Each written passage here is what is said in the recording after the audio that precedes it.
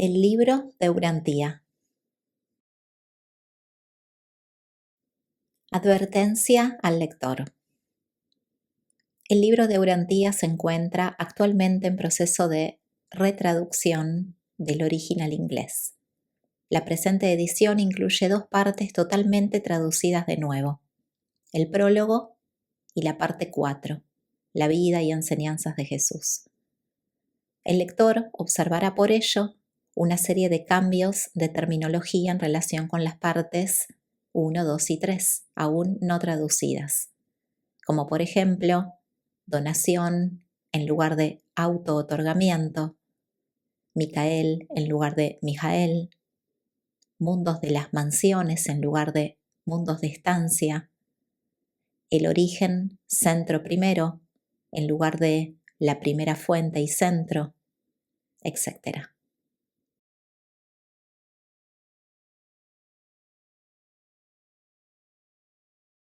Parte 4. La vida y las enseñanzas de Jesús.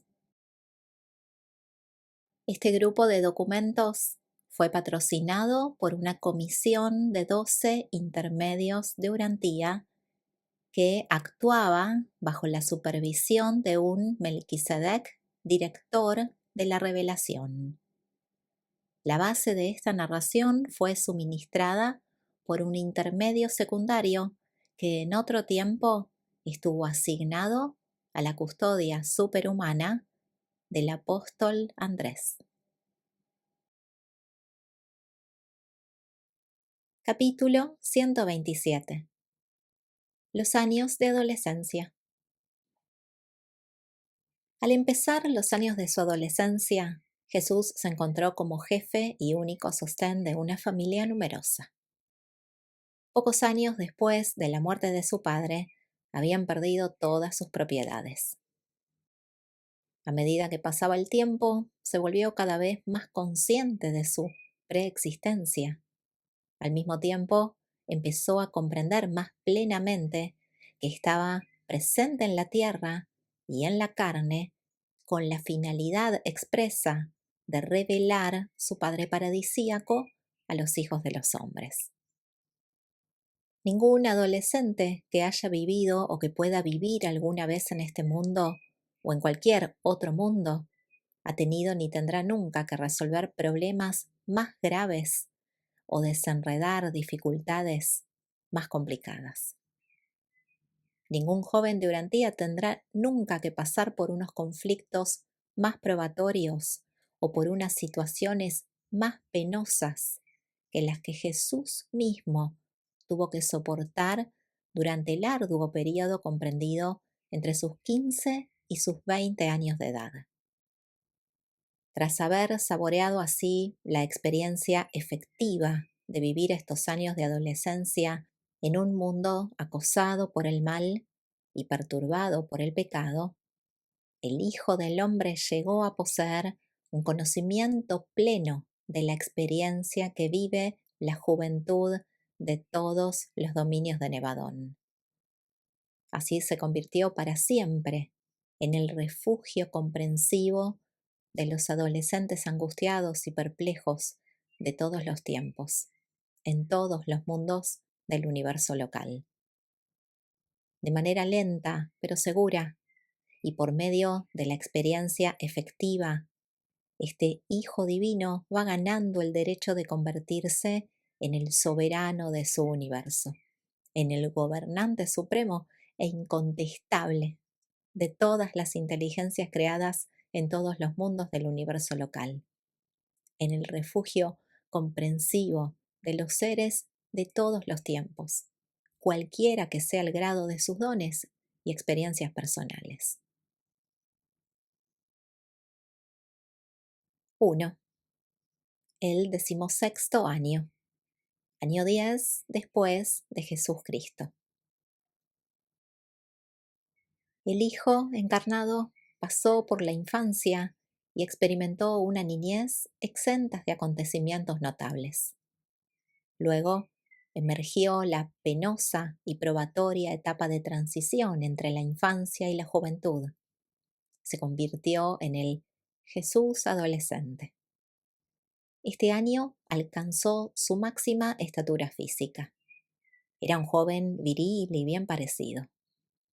Se volvió cada vez más formal y serio, pero era amable y compasivo.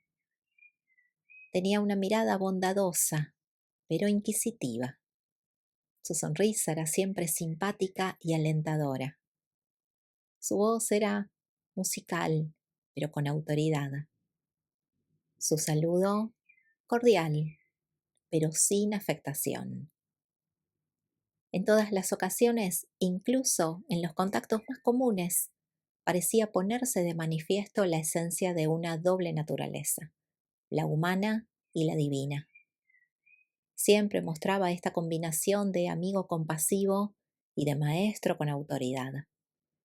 Y estos rasgos de su personalidad comenzaron a manifestarse muy pronto, incluso desde los años de su adolescencia. Este joven, físicamente fuerte y robusto, también había adquirido el crecimiento completo de su intelecto humano, no la experiencia total del pensamiento humano, sino la plena capacidad para ese desarrollo intelectual. Poseía un cuerpo sano y bien proporcionado, una mente aguda y analítica, una disposición de ánimo generosa y compasiva, un temperamento un poco fluctuante, pero dinámico. Todas estas cualidades se estaban organizando en una personalidad fuerte, sorprendente y atractiva. A medida que pasaba el tiempo, su madre y sus hermanos y hermanas tenían más dificultades para comprenderlo. Tropezaban con lo que decía e interpretaban mal sus acciones. Todos eran incapaces de comprender la vida de su hermano mayor, porque su madre les había dado a entender que estaba destinado a ser el libertador del pueblo judío. Después de haber recibido estas insinuaciones de María como secretos de familia, imaginad su confusión cuando Jesús desmentía francamente todas estas ideas e intenciones. Este año, Simón empezó a ir a la escuela y la familia se vio obligada a vender otra casa. Santiago se encargó ahora de la enseñanza de sus tres hermanas, dos de las cuales eran lo bastante mayores como para empezar a estudiar en serio. En cuanto Ruth creció, la pusieron en manos de Miriam y Marta. Habitualmente, las muchachas de las familias judías recibían poca educación, pero Jesús sostenía, y su madre estaba de acuerdo, que las chicas tenían que ir a la escuela lo mismo que los varones. Y puesto que la escuela de la sinagoga no las admitiría, lo único que se podía hacer era habilitar una escuela en casa especialmente para ellas. Durante todo este año, Jesús no pudo separarse de su banco de carpintero. Afortunadamente tenía mucho trabajo. Lo realizaba de una manera tan superior que nunca se encontraba en paro, aunque la faena escaseara por aquella región. A veces tenía tanto que hacer que Santiago lo ayudaba. A finales de este año tenía casi decidido que después de haber criado a los suyos y de verlos casados, emprendería su trabajo público como maestro de la verdad y revelador del Padre Celestial para el mundo. Sabía que no se convertiría en el Mesías judío esperado, y llegó a la conclusión de que era prácticamente inútil discutir estos asuntos con su madre. Decidió permitirle que siguiera manteniendo todas las ilusiones que quisiera, puesto que todo lo que él había dicho en el pasado había hecho poca o ninguna mella en ella. Recordaba que su padre nunca había podido decir algo que la hiciera cambiar de opinión. A partir de este año habló cada vez menos con su madre o con otras personas sobre estos problemas. Su misión era tan especial que nadie en el mundo podía darle consejos para realizarla.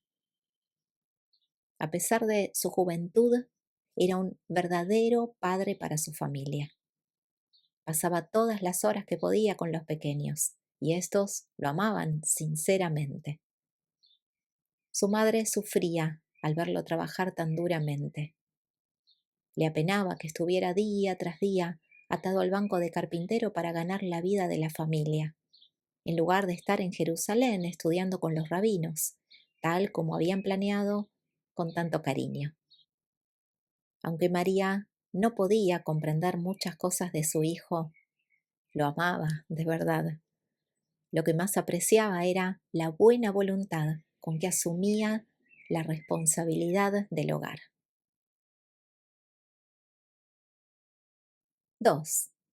El 17º año, año 11 después de Jesucristo. Por esta época se produjo una agitación considerable, especialmente en Jerusalén y Judea, a favor de una rebelión contra el pago de los impuestos a Roma. Estaba creándose un fuerte partido nacionalista, que poco después se conocería como los celotes. Los celotes, al contrario que los fariseos, no estaban dispuestos a esperar la llegada del Mesías. Proponían resolver la situación mediante una revuelta política. Un grupo de organizadores de Jerusalén llegó a Galilea y fueron teniendo mucho éxito hasta que se presentaron en Nazaret. Cuando fueron a ver a Jesús, éste los escuchó atentamente y les hizo muchas preguntas, pero rehusó incorporarse al partido. No quiso explicar en detalle todas las razones que le impedían adherirse, y su negativa tuvo por efecto que muchos de sus jóvenes amigos de Nazaret tampoco se afiliaran.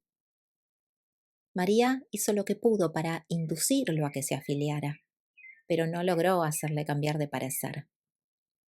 Llegó incluso a insinuarle que su negativa a abrazar la causa nacionalista, como ella se lo ordenaba, equivalía a una insubordinación, a una violación de la promesa que había hecho cuando regresaron de Jerusalén de que obedecería a sus padres. Pero, en respuesta a esta insinuación, Jesús se limitó a poner una mano cariñosa en su hombro y mirándola a la cara le dijo: «Madre, ¿cómo puedes?». Y María se retractó.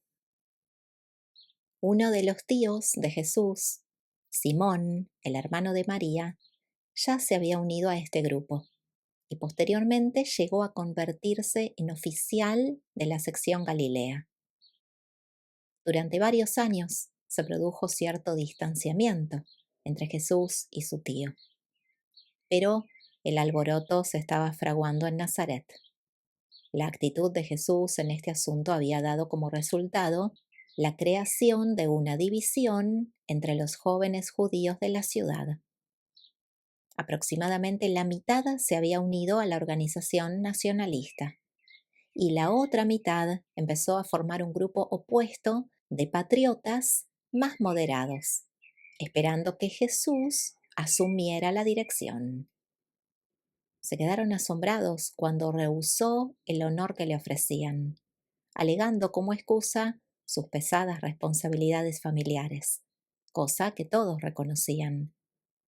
Pero la situación se complicó aún más cuando poco después se presentó Isaac, un judío rico prestamista de los gentiles, que propuso mantener a la familia de Jesús si éste abandonaba sus herramientas de trabajo y asumía la dirección de estos patriotas de Nazaret. Jesús, que apenas tenía entonces 17 años, tuvo que enfrentarse con una de las situaciones más delicadas y difíciles de su joven vida. Siempre es difícil para los dirigentes espirituales relacionarse con las cuestiones patrióticas, especialmente cuando éstas se complican con unos opresores extranjeros que recaudan impuestos.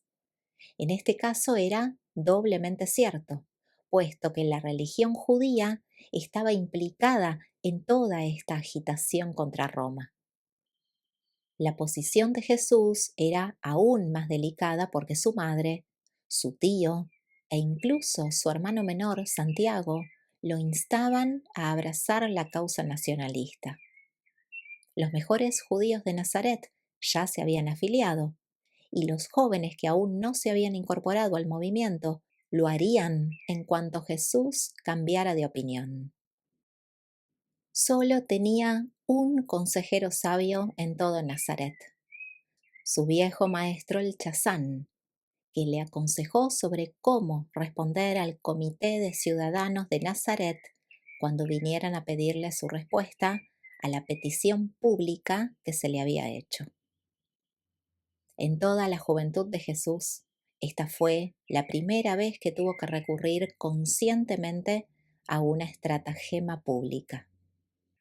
Hasta entonces, siempre había contado con una exposición sincera de la verdad para esclarecer la situación. Pero ahora no podía proclamar toda la verdad. No podía insinuar que era más que un hombre. No podía revelar su idea de la misión que le aguardaba cuando fuera más maduro. A pesar de estas limitaciones, su fidelidad religiosa y su lealtad nacional estaban puestas en entredicho directamente. Su familia se encontraba agitada, sus jóvenes amigos divididos y todo el contingente judío de la ciudad alborotado.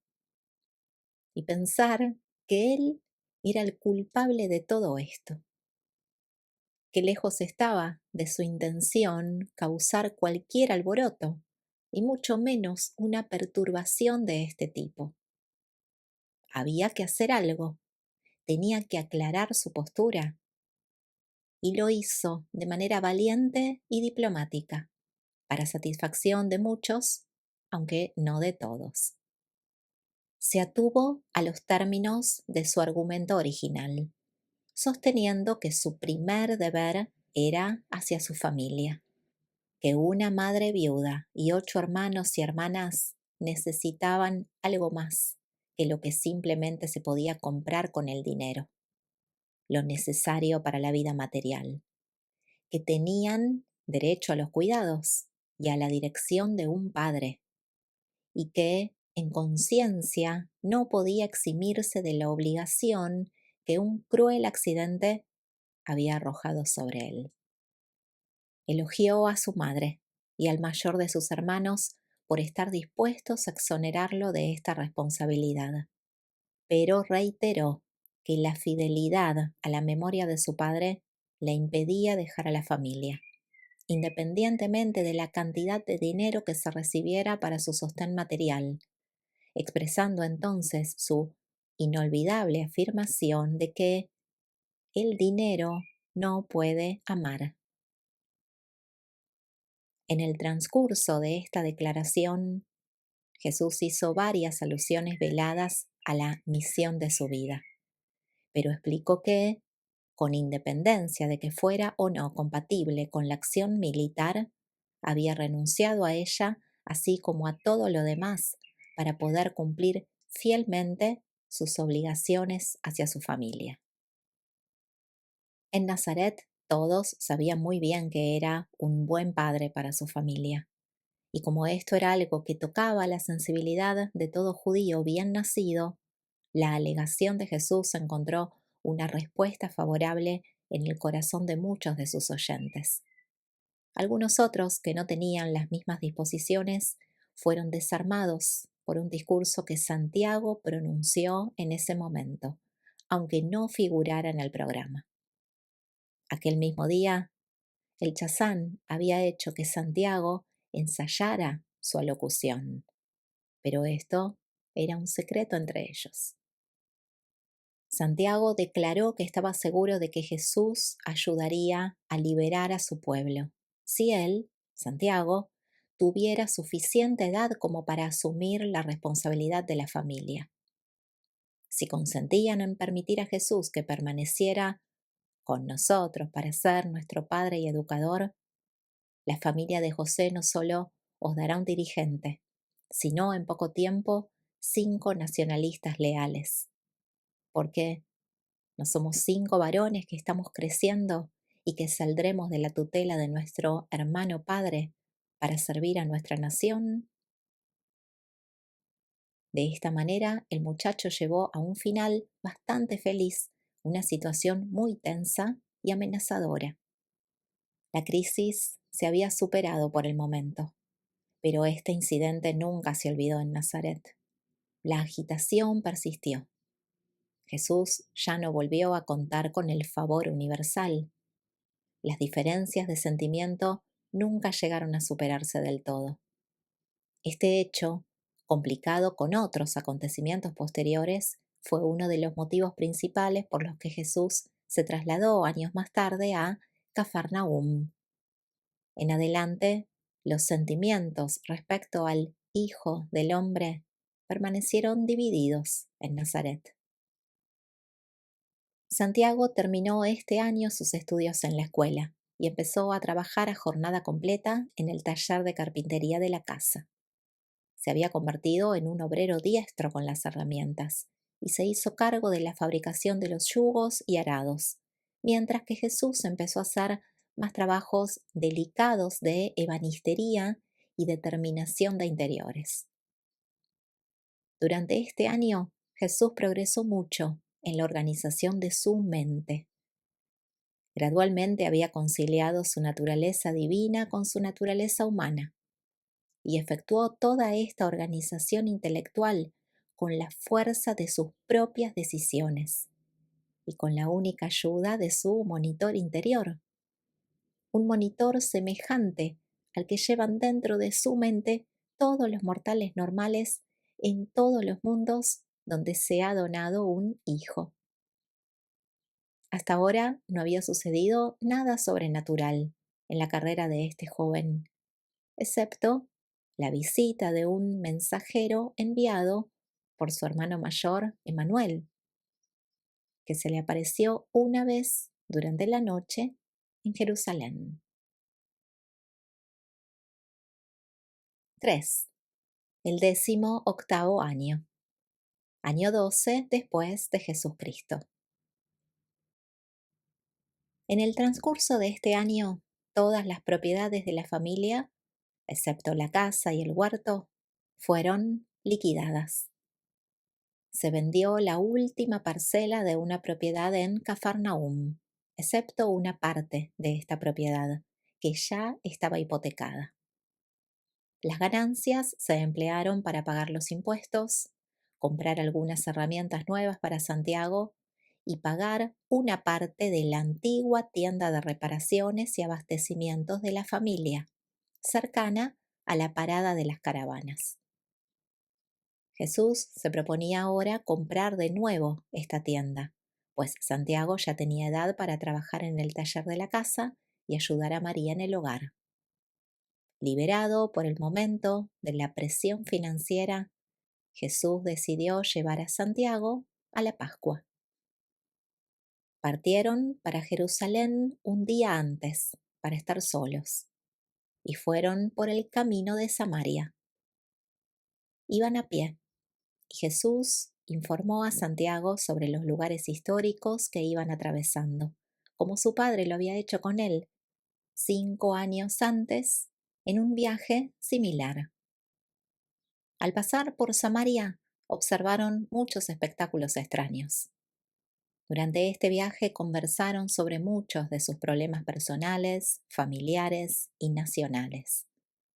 Santiago era un muchacho con fuertes tendencias religiosas, y aunque no estaba plenamente de acuerdo con su madre sobre lo poco que conocía de los planes relacionados con la obra de la vida de Jesús, esperaba impaciente el momento en que sería capaz de asumir la responsabilidad de la familia para que Jesús pudiera empezar su misión. Apreciaba mucho que Jesús lo llevara a la Pascua y hablaron sobre el futuro con más profundidad de lo que nunca lo habían hecho antes. Jesús reflexionó mucho mientras atravesaban Samaria, especialmente en Betel, y cuando estuvieron bebiendo en el pozo de Jacob. Examinó con su hermano las tradiciones de Abraham, Isaac y Jacob. Preparó bien a Santiago para lo que iba a presenciar en Jerusalén, tratando así de atenuar una conmoción semejante a la que él mismo había experimentado en su primera visita al templo. Pero Santiago no era tan sensible en algunos de estos espectáculos. Hizo comentarios sobre la manera superficial e indiferente con que algunos de los sacerdotes efectuaban sus deberes, pero en conjunto disfrutó enormemente de su estancia en Jerusalén. Jesús llevó a Santiago a Betania para la cena pascual. Simón había fallecido y descansaba con sus antepasados, y Jesús ocupó el lugar del cabeza de familia para la Pascua, pues había traído del templo el cordero pascual. Después de la cena pascual, María se sentó a charlar con Santiago mientras que Marta, Lázaro y Jesús estuvieron hablando hasta muy entrada la noche. Al día siguiente asistieron a los oficios del templo y Santiago fue recibido en la comunidad de Israel. Aquella mañana, al detenerse en la cima del Olivete para mirar el templo, Santiago expresó su admiración, mientras que Jesús contemplaba Jerusalén en silencio. Santiago no podía comprender el comportamiento de su hermano. Aquella noche regresaron de nuevo a Betania y el día siguiente habrían partido para su casa. Pero Santiago insistía en volver a visitar el templo, explicando que quería escuchar a los maestros. Y aunque esto era cierto, deseaba en secreto oír a Jesús participar en los debates, tal como se lo había oído contar a su madre. Así pues, fueron al templo y escucharon los debates, pero Jesús no hizo ninguna pregunta. Todo aquello parecía pueril e insignificante para esta mente de hombre y Dios en vías de despertarse. Solo podía apiadarse de ellos. A Santiago le decepcionó que Jesús no dijera nada. A sus preguntas Jesús se limitó a responder: «Mi hora aún no ha llegado». Al día siguiente emprendieron el viaje de vuelta por Jericó y el valle del Jordán. Jesús contó muchas cosas por el camino, entre ellas su primer viaje por esta carretera, cuando tenía 13 años.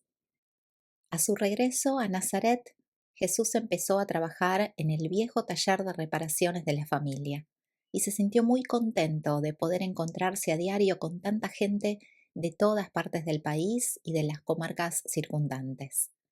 Jesús amaba realmente a la gente común y corriente. Cada mes pagaba la mensualidad de la compra del taller y con la ayuda de Santiago continuó manteniendo a la familia. Varias veces al año, cuando no había visitantes que lo hicieran, Jesús continuaba leyendo las escrituras del sábado en la sinagoga y muchas veces comentaba la lección. Pero habitualmente seleccionaba los pasajes de tal manera que no necesitaban comentarios. Era tan hábil ordenando la lectura de los distintos pasajes que éstos se iluminaban entre sí. Siempre que hacía buen tiempo, nunca dejaba de llevar a sus hermanos y hermanas a pasear por la naturaleza las tardes del sábado. Por esta época, el Chazán inauguró una tertulia de discusiones filosóficas para jóvenes. Estos se reunían en la casa de los diversos miembros y a menudo en la del Chazán. Jesús llegó a ser un miembro eminente de este grupo. De esta manera pudo recobrar una parte del prestigio local que había perdido al producirse las recientes controversias nacionalistas. Su vida social, aunque restringida, no estaba descuidada por completo. Contaba con muy buenos amigos y fieles admiradores entre los jóvenes y las muchachas de Nazaret. En septiembre, Isabel y Juan vinieron a visitar a la familia de Nazaret. Juan, que había perdido a su padre, se proponía regresar a las colinas de Judea para dedicarse a la agricultura y a la cría de ovejas, a menos que Jesús le aconsejara quedarse en Nazaret para dedicarse a la carpintería o a cualquier otro oficio.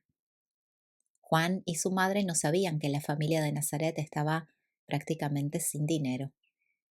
Cuanto más hablaban María e Isabel de sus hijos, más estaban convencidas de que sería bueno que los dos jóvenes trabajaran juntos y se vieran con más frecuencia.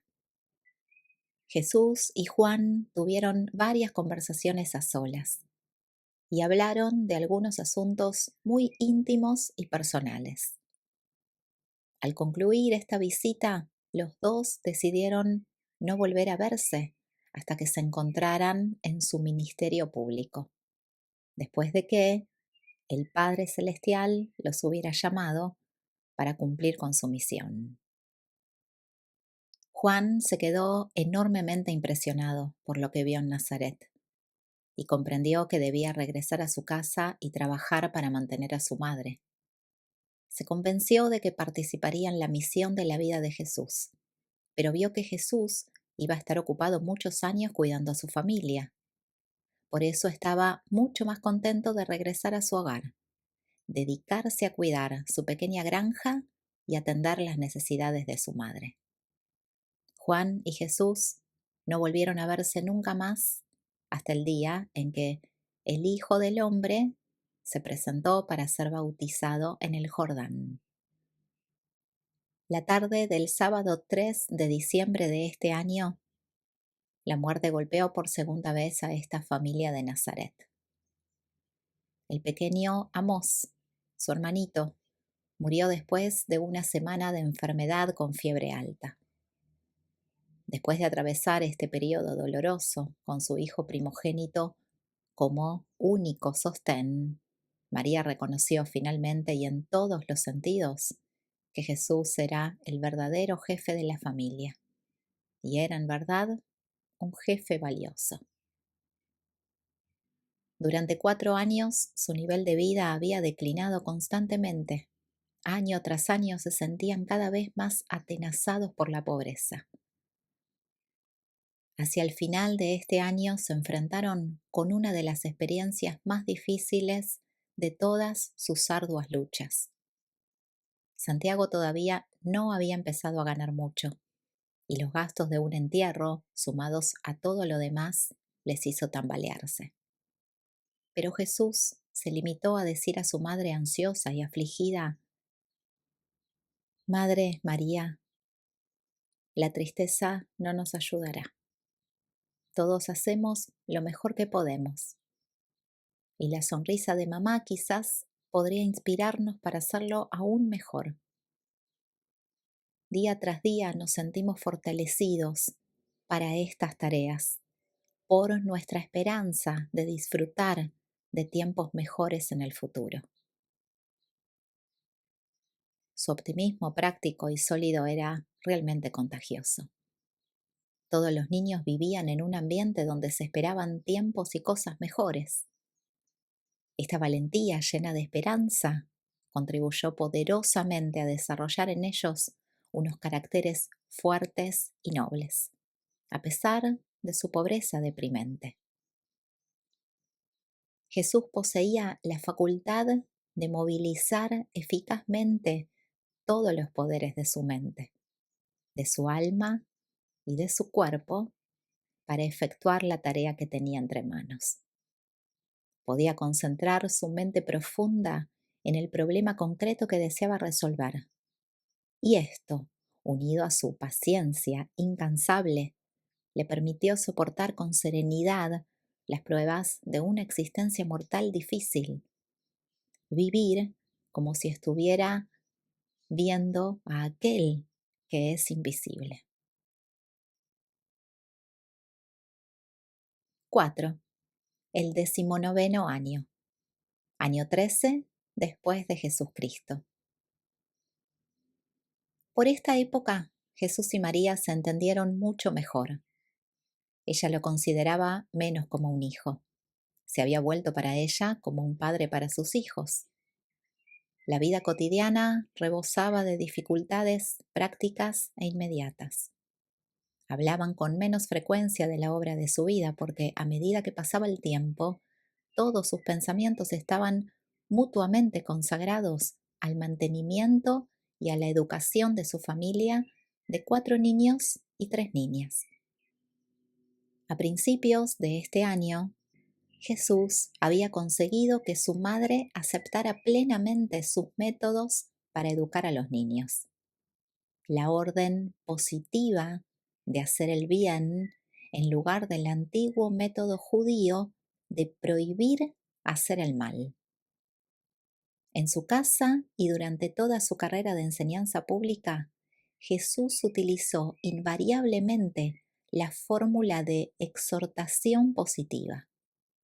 Siempre y en todas partes decía: haréis esto, deberíais hacer aquello. Nunca empleaba la manera negativa de enseñar, derivada de los antiguos tabúes. Evitaba resaltar el mal prohibiéndolo, mientras que realzaba el bien, ordenando su ejecución. En esta casa, la hora de la oración era el momento de debatir todos los asuntos relacionados con el bienestar de la familia. Jesús empezó a disciplinar sabiamente a sus hermanos y hermanas a una edad tan temprana que nunca tuvo necesidad de castigarlos mucho para conseguir su pronta y sincera obediencia. La única excepción era Judá, a quien en diversas ocasiones Jesús estimó necesario imponer un castigo por sus infracciones a las reglas del hogar. En 3 ocasiones en que se juzgó oportuno castigar a Judá por haber violado deliberadamente las reglas de conducta de la familia y haberlo confesado, su castigo fue dictado por la decisión unánime de los niños mayores y aprobado por el mismo Judá antes de serle infligido. Aunque Jesús era muy metódico y sistemático en todo lo que hacía, había también en todas sus decisiones administrativas una elasticidad de interpretación refrescante y una adaptación individual que impresionaba enormemente a todos los niños por el espíritu de justicia con que actuaba su hermano padre. Nunca castigó arbitrariamente a sus hermanos y hermanas. Esta justicia constante y esta consideración personal hicieron que Jesús fuese muy querido por toda su familia. Santiago y Simón crecieron tratando de seguir el método de Jesús, consistente en aplacar a sus compañeros de juego belicosos y a veces enfurecidos mediante la persuasión y la no resistencia, y muchas veces lo consiguieron. Por el contrario, aunque José y Judá aceptaban estas enseñanzas en el hogar, se apresuraban a defenderse cuando eran agredidos por sus compañeros. Judá en particular era culpable de violar el espíritu de estas enseñanzas.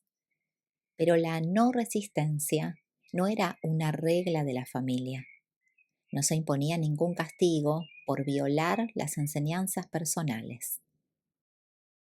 Todos los niños en general, pero sobre todo las niñas, consultaban a Jesús acerca de sus aflicciones infantiles y confiaban en Él como lo harían en un padre cariñoso. A medida que crecía, Santiago se iba convirtiendo en un joven bien equilibrado y de buen carácter, pero no tenía tantas tendencias espirituales como Jesús. Era mucho mejor estudiante que José, y éste, aunque era un buen trabajador, tenía aún menos tendencias espirituales. José era constante y no llegaba al nivel intelectual de los otros niños. Simón era un muchacho bien intencionado, pero demasiado soñador. Fue lento en establecerse en la vida y causó considerables inquietudes a Jesús y María, pero siempre fue un chico bueno y bien intencionado. Judá era un agitador. Tenía los ideales muy elevados, pero poseía un temperamento inestable. Era tan decidido y dinámico como su madre o más aún, pero carecía mucho del sentido que ella tenía de la medida y de la discreción. Miriam era una hija bien equilibrada y sensata, con una aguda apreciación de las cosas nobles y espirituales. Marta pensaba y actuaba lentamente, pero era una chica muy eficiente y digna de confianza. La pequeña Ruth era la alegría de la casa. Aunque hablaba sin reflexionar, tenía un corazón de lo más sincero. Casi adoraba a su hermano mayor y padre, pero ellos no la mimaban. Era una niña hermosa, pero no tan bien parecida como Miriam, que era la belleza de la familia, sino de la ciudad. A medida que pasaba el tiempo, Jesús contribuyó mucho a liberalizar y modificar las enseñanzas y las prácticas de la familia relativas a la observancia del sábado y a otros muchos aspectos de la religión. María dio su sincera aprobación a todos estos cambios. Por esta época, Jesús se había convertido en el jefe incontestable de la casa. Judá empezó a ir a la escuela este año y Jesús se vio obligado a vender su arpa para costear los gastos. Así desapareció el último de sus placeres recreativos. Le gustaba mucho tocar el arpa cuando tenía la mente cansada y el cuerpo fatigado, pero se consoló con la idea de que al menos el arpa no caería en manos del cobrador de impuestos. 5. Rebeca, la hija de Esdras. Aunque Jesús era pobre, su posición social en Nazaret no había disminuido en absoluto. Era uno de los jóvenes más destacados de la ciudad y muy considerado por la mayoría de las muchachas.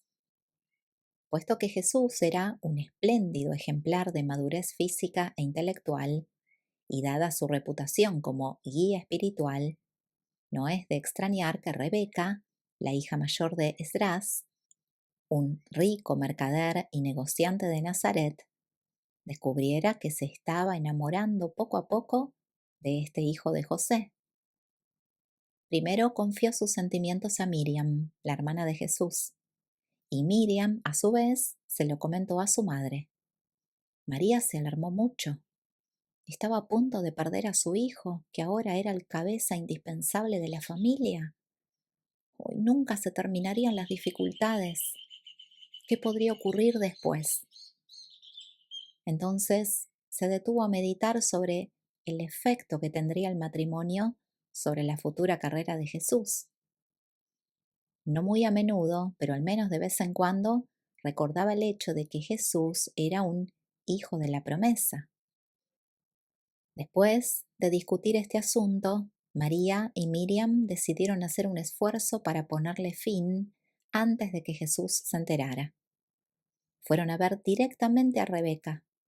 Le expusieron toda la historia y le contaron francamente su creencia de que Jesús era un hijo del destino, que iba a convertirse en un gran guía religioso, tal vez en el Mesías. Rebeca escuchó atentamente, se quedó pasmada con el relato y estuvo más decidida que nunca a unir su destino con el de este hombre de su elección y compartir su carrera de dirigente. Discurría en su interior que un hombre así tendría aún más necesidad de una esposa fiel y eficiente. Interpretó los esfuerzos de María por disuadirla como una reacción natural ante el temor de perder al jefe y único sostén de su familia. Pero sabiendo que su padre aprobaba la atracción que sentía por el hijo del carpintero, suponía acertadamente que aquél proporcionaría con mucho gusto a la familia la renta suficiente con la que compensar ampliamente la pérdida de los ingresos de Jesús. Cuando su padre aceptó este proyecto, Rebeca mantuvo otras conversaciones con María y Miriam, pero al no conseguir su apoyo, tuvo el atrevimiento de acudir directamente a Jesús. Lo hizo con la cooperación de su padre, que invitó a Jesús a su casa para la celebración del 17º cumpleaños de Rebeca. Jesús escuchó con atención y simpatía la narración de todo lo sucedido, primero por parte del padre de Rebeca y luego por ella misma. Contestó con amabilidad que ninguna cantidad de dinero podría reemplazar su obligación personal de criar a la familia de su padre, de cumplir con el deber humano más sagrado, la lealtad a la propia carne y a la propia sangre. El padre de Rebeca se sintió profundamente conmovido por las palabras de devoción familiar de Jesús y se retiró de la entrevista. Su único comentario a su esposa María fue: no podemos tenerlo como hijo, es demasiado noble para nosotros. Entonces empezó la memorable conversación con Rebeca. Hasta ese momento de su vida, Jesús había hecho poca distinción en sus relaciones con los niños y las niñas, con los jóvenes y las muchachas. Su mente había estado demasiado ocupada con los problemas urgentes de los asuntos prácticos de este mundo y con la contemplación misteriosa de su posible carrera relacionada con los asuntos de su padre, como para haber considerado nunca seriamente la consumación del amor personal en el matrimonio humano. Pero ahora se encontraba frente a otro de los problemas que cualquier ser humano corriente tiene que afrontar y resolver. En verdad fue probado en todas las cosas, igual que vosotros. Después de escuchar con atención, agradeció sinceramente a Rebeca la admiración que le expresaba y añadió: esto me alentará y me confortará todos los días de mi vida. Le explicó que no era libre de tener con una mujer otras relaciones que las de simple consideración fraternal y la de pura amistad. Precisó que su deber primero y supremo era criar a la familia de su padre, que no podía pensar en el matrimonio hasta que completara esta tarea. Y entonces añadió: si soy un hijo del destino, no debo asumir obligaciones para toda la vida hasta el momento en que mi destino se haga manifiesto. A Rebeca se le rompió el corazón. No quiso ser consolada y pidió insistentemente a su padre que se fueran de Nazaret, hasta que éste consintió finalmente en mudarse a Séforis. En los años que siguieron, Rebeca solo tuvo una respuesta para los numerosos hombres que la pidieron en matrimonio. Vivía con una sola finalidad: esperar la hora en que aquel que era para ella el hombre más grande que hubiera vivido nunca empezara su carrera como maestro de la verdad viviente. Lo siguió con devoción durante los años extraordinarios de su ministerio público. Estuvo presente, sin que Jesús lo advirtiera, el día que entró triunfante en Jerusalén y se hallaba entre las otras mujeres al lado de María aquella tarde fatídica y trágica en que el Hijo del Hombre fue suspendido en la cruz. Porque para ella, como para innumerables mundos de arriba, Él era el único enteramente digno de ser amado y el más grande entre 10.000. 6. Su 20º año. Año 14 después de Jesucristo. La historia del amor de Rebeca por Jesús se murmuraba en Nazaret y posteriormente en Cafarnaúm, de manera que, aunque en los años siguientes muchas mujeres amaron a Jesús como los hombres lo amaban, nunca más tuvo que rechazar la propuesta personal de la devoción de otra mujer de bien. A partir de este momento, el amor humano por Jesús tuvo más bien la naturaleza de una consideración respetuosa y adoradora. Hombres y mujeres lo amaban con devoción por lo que Él era, sin el menor matiz de satisfacción personal y sin el deseo de posesión afectiva. Pero durante muchos años, cada vez que se contaba la historia de la personalidad humana de Jesús, se mencionaba la devoción de Rebeca. Miriam, que conocía bien la historia de Rebeca y sabía cómo su hermano había renunciado incluso al amor de una hermosa doncella, sin percibir el factor de la carrera futura que sería su destino, llegó a idealizar a Jesús y a amarlo con un afecto tierno y profundo, como padre y como hermano. Aunque difícilmente podían permitírselo, Jesús tenía un extraño deseo de ir a Jerusalén para la Pascua.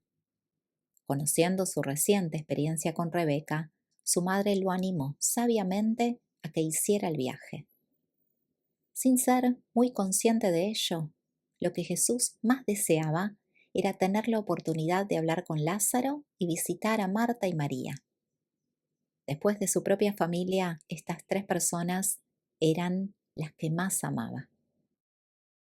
En este viaje a Jerusalén fue por el camino de Meguido, Antípatris y Lida, recorriendo en parte la misma ruta que atravesó cuando fue traído a Nazaret a su regreso de Egipto. Empleó 4 días para llegar a la Pascua y reflexionó mucho sobre los acontecimientos del pasado que se habían producido en Meguido y sus alrededores, el campo de batalla internacional de Palestina. Jesús atravesó Jerusalén, deteniéndose solamente para contemplar el templo y las multitudes de visitantes.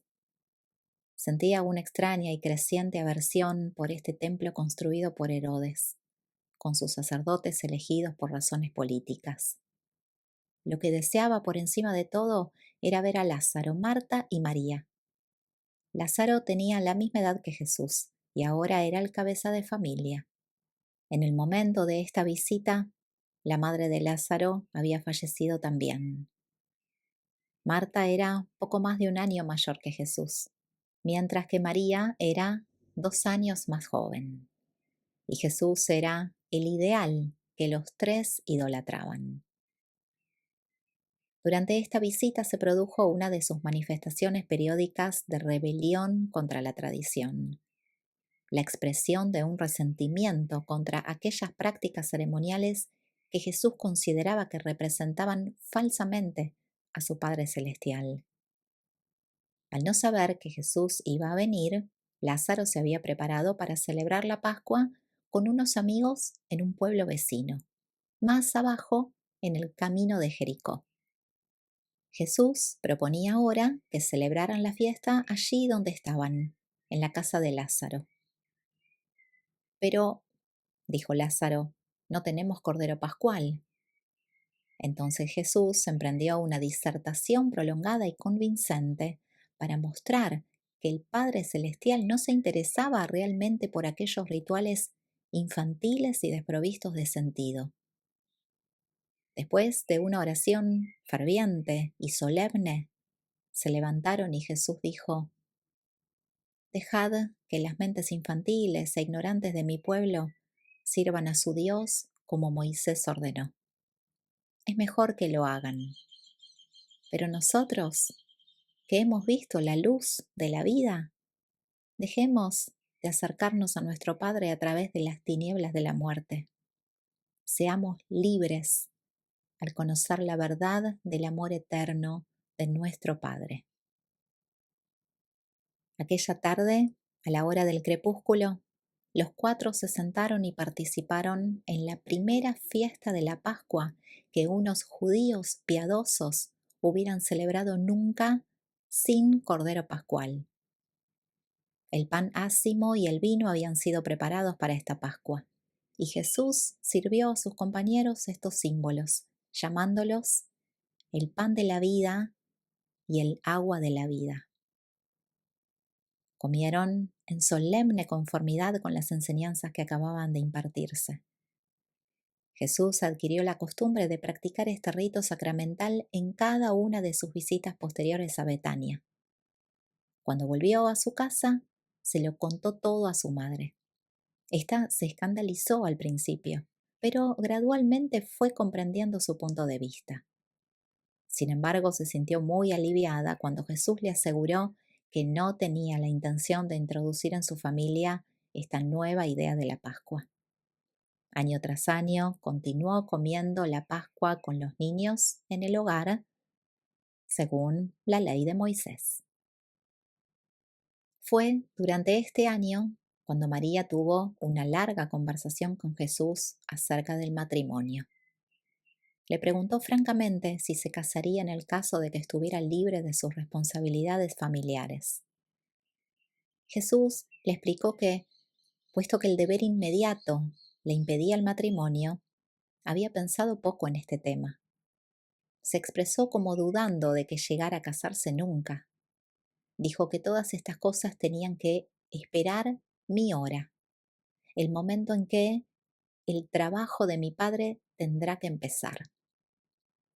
Habiendo decidido ya mentalmente que no iba a ser padre de hijos carnales, dedicó muy poco tiempo a pensar en el tema del matrimonio humano. Este año reemprendió la tarea de unir más su naturaleza humana y su naturaleza divina en una individualidad humana sencilla y eficaz. Su estado moral y su comprensión espiritual continuaron creciendo. Aunque todas sus propiedades de Nazaret, a excepción de su casa, se habían vendido, este año recibieron una pequeña ayuda financiera por la venta de una participación en una propiedad de Cafarnaúm. Esto era lo último que quedaba de todos los bienes de José. Este trato inmobiliario en Cafarnaúm se efectuó con un constructor de barcas llamado Zebedeo. José terminó sus estudios este año en la escuela de la sinagoga y se preparó para empezar a trabajar en el pequeño banco del taller de carpintería de su domicilio. Aunque la herencia de su padre se había agotado, las perspectivas de salir de la pobreza habían mejorado, porque ahora eran 3 los que trabajaban con regularidad. Jesús se hace hombre rápidamente. No simplemente un hombre joven, sino un adulto. Ha aprendido bien a llevar sus responsabilidades. Sabe cómo seguir adelante ante los contratiempos. Resiste con valentía cuando sus planes se contrarían y sus proyectos se frustran temporalmente. Ha aprendido a ser equitativo y justo, incluso en presencia de la injusticia. Está aprendiendo a ajustar sus ideales de vida espiritual con las exigencias prácticas de la existencia terrestre. Está aprendiendo a hacer planes para alcanzar una meta idealista superior y distante, mientras trabaja duramente con el fin de satisfacer las necesidades más cercanas e inmediatas. Está adquiriendo con firmeza el arte de ajustar sus aspiraciones a las exigencias convencionales de las circunstancias humanas. Casi ha dominado la técnica de utilizar la energía del impulso espiritual para mover el mecanismo de las realizaciones materiales. Aprende lentamente a vivir la vida celestial mientras continúa con su existencia terrenal. Depende cada vez más de las directrices finales de su Padre Celestial, mientras que asume el papel paternal de orientar y dirigir a los niños de su familia terrestre. Se está volviendo experto en el arte de arrancar la victoria de las mismas garras de la derrota. Está aprendiendo a transformar las dificultades del tiempo en triunfos de la eternidad. Así, a medida que pasan los años, este joven de Nazaret continúa experimentando la vida tal como se vive en la carne mortal en los mundos del tiempo y del espacio. Vive en Urantía una vida completa, representativa y plena. Dejó este mundo conociendo bien la experiencia que sus criaturas atraviesan durante los cortos y arduos años de su primera vida, la vida en la carne. Y toda esta experiencia humana es propiedad eterna del soberano del universo. Él es nuestro hermano comprensivo, nuestro amigo compasivo, nuestro soberano experimentado y nuestro Padre misericordioso. Siendo niño, acumuló un enorme conjunto de conocimientos. Cuando joven, ordenó, clasificó y correlacionó esta información. Ahora, como hombre del mundo, empieza a organizar estas posesiones mentales con vistas a utilizarlas en su futura enseñanza, ministerio y servicio para sus compañeros mortales de este mundo y de todas las demás esferas habitadas de todo el universo de Nevadón. Nacido en el mundo como un niño del planeta, ha vivido su vida infantil y ha pasado por las etapas sucesivas de la adolescencia y de la juventud.